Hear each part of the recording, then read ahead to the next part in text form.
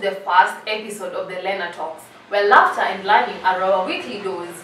It is all about science, art, politics, and business. So stay tuned because I know I got what you need. But first, let us have the news. My name is HELLEN.A.OWUOR. Welcome to the Hlena Talks news desk, and in the news making headlines, what next after Nairobi Deputy Governor Polycarp Igathe resigns? Kenyan citizens still left in suspense as President Uhuru Kenyatta announces only 6 out of the expected 22 cabinet secretaries.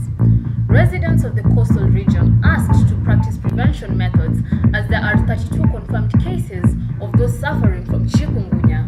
The year 2018 is already being seen as a promising year for artistic works as compared to other years. For these and more stories, join me, Hlena.AWUOR, at the top of the hour. As it is the norm, we always have interesting topics, and today it is all about art. We will get to see amazing art that will strike our imagination and help us appreciate talent. When we talk of art, most people think of singing, acting, and dancing, but we forget about one very important part, where we express ourselves through pictures and other things. Take time to think about the drawings, paintings, mosaics, pottery, and the likes. And so in this episode, we will venture into the art world at Railways Museum. But first, let us have the background report with Vanessa Wanjiru. It is true that creativity pays, and yet with all the artistic minds in Kenya, we find that some still go unnoticed. Walking down the paths of Daystar University, I got to ask some people whether they feel that art is appreciated enough in Kenya. I feel that art in Kenya is not supported that much, especially drawings and paintings. We tend to focus much on music and acting, and we forget that there is another part of art. And it's a bit of a struggle for some people, especially in Kenya, to just buy a drawing or a painting. For example, we went to Kuona Trust, and the artist there said that most of the time that the people that buy their artwork are from people from other countries and tourists. I don't think art is so much appreciated in Kenya because, you see, first of all, it was removed from the 844 system of education in Kenya, and besides, that was something that really helped a lot of people who couldn't be at the same bar with all the people who know how to study or are fast learners. Yeah, art is not appreciated in Kenya. This is because I don't see a lot of people like earning from it.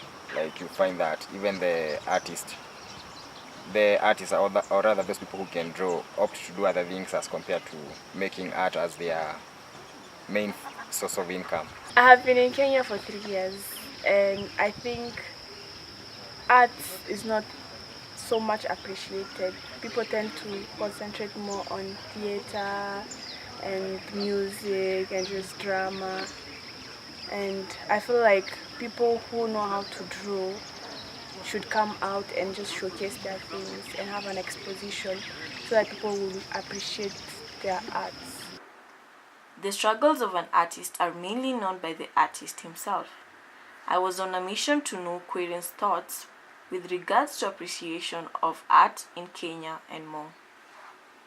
I'm Lovonga Querian. I'm an artist, designer.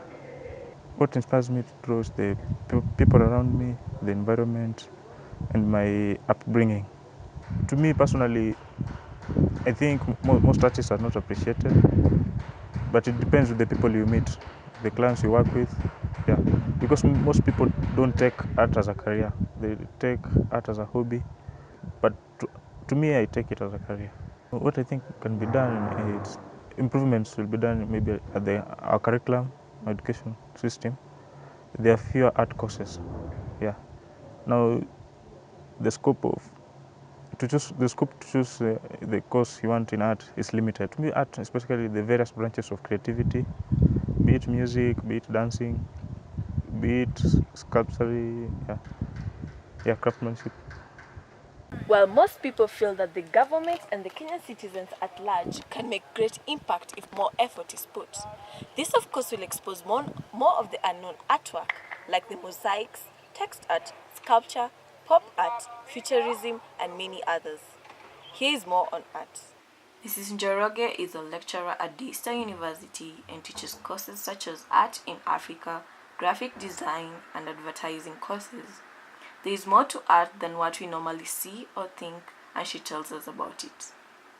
African art, a lot of it, many people are not aware because I think in Kenya we're used to the Kamba art, we're used to Maasai art, but if we consider all the other countries in Africa, they all have their distinct kind of fine art, and most of that art consists of sculptures.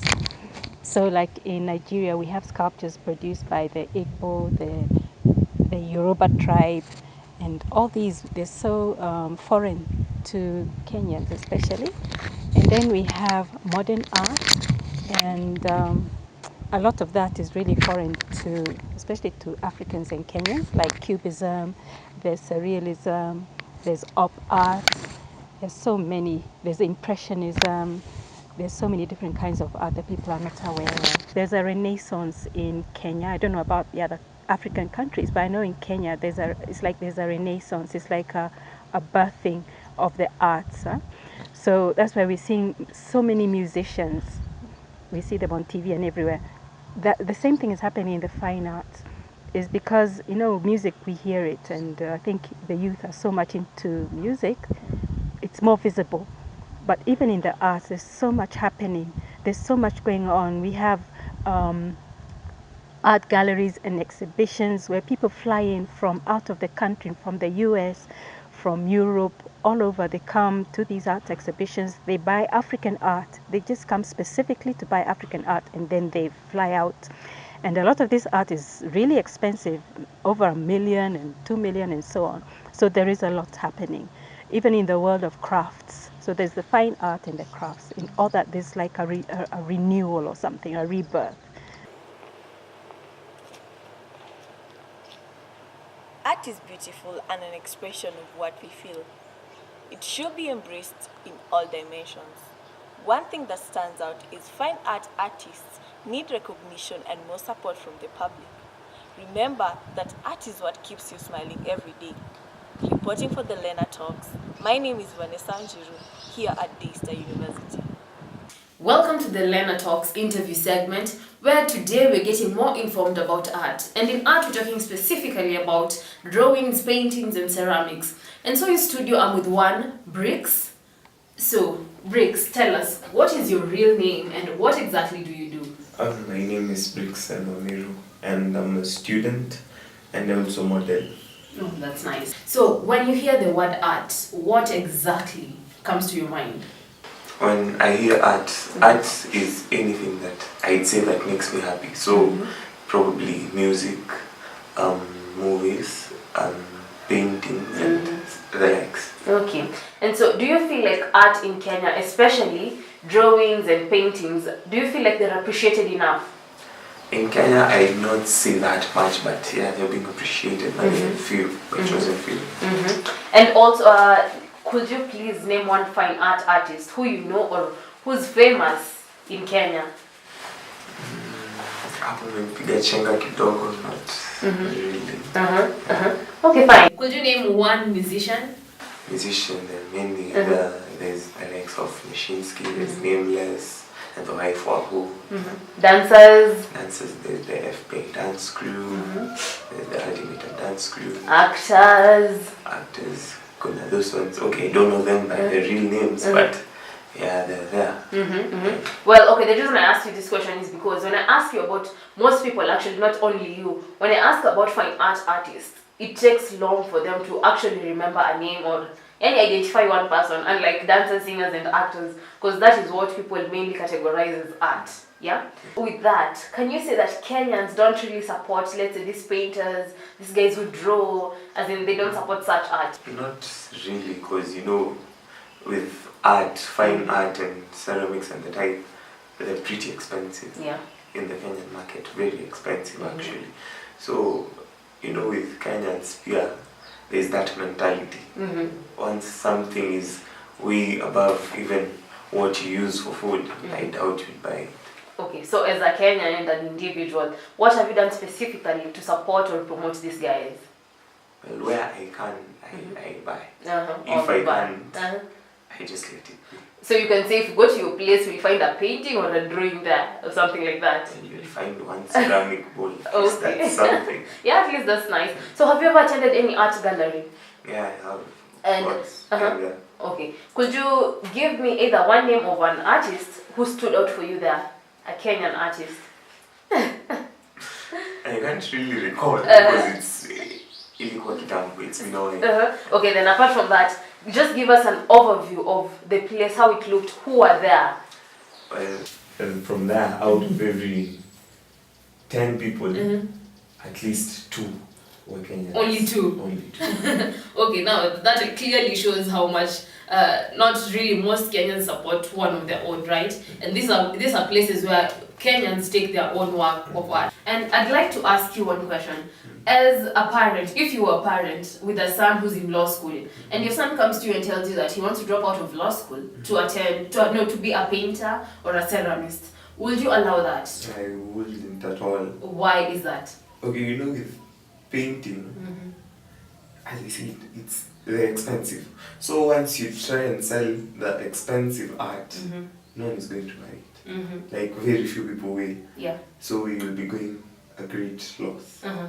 So with that, can you say that you look down upon such the people who paint and draw and ceramists?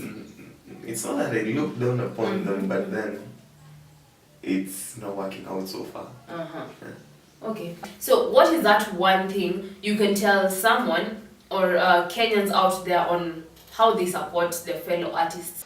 You know, like the way squares meet and let's say buy lunch, they contribute.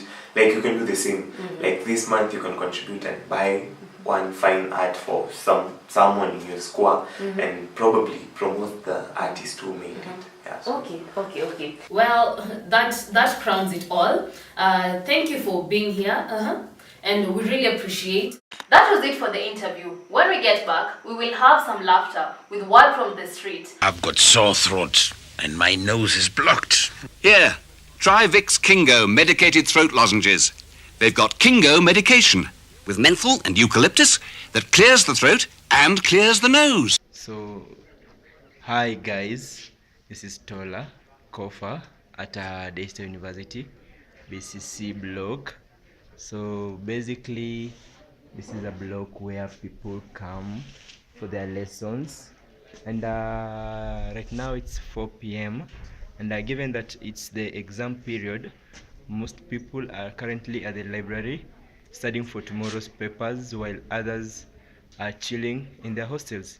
So right now I want to get some people's views on the definition of the word art. So I've just spotted someone and I'm going to go ask them their view. So, hi. Hi. What's your name? My name is Banfi. And what's your view on the definition of the word art? According to me, I think art is how you express your feelings. Yeah. Okay. So, as you've heard from her, art is basically how you express your feelings. So it's all about your feelings. Let's get another view from someone else. Hi. Hi. What's your name? My name is Charity. According to you, what's the definition of the word art? Art is the expression of the creative arts by humans in form of sculpture, paintings, and drawings. Yes. Okay, thank you. So, and someone else there, Charity. According to her, art is expressing yourself through paintings and drawings. So that's it. So remember, this is Tola reporting for the Hlena Show. See you next time. If you are just joining us, today we were talking about art and the forgotten talents in the streets. So stay tuned for next week, same place, same time, as we talk more about science. But before we say goodbye, let us have some DIY tips.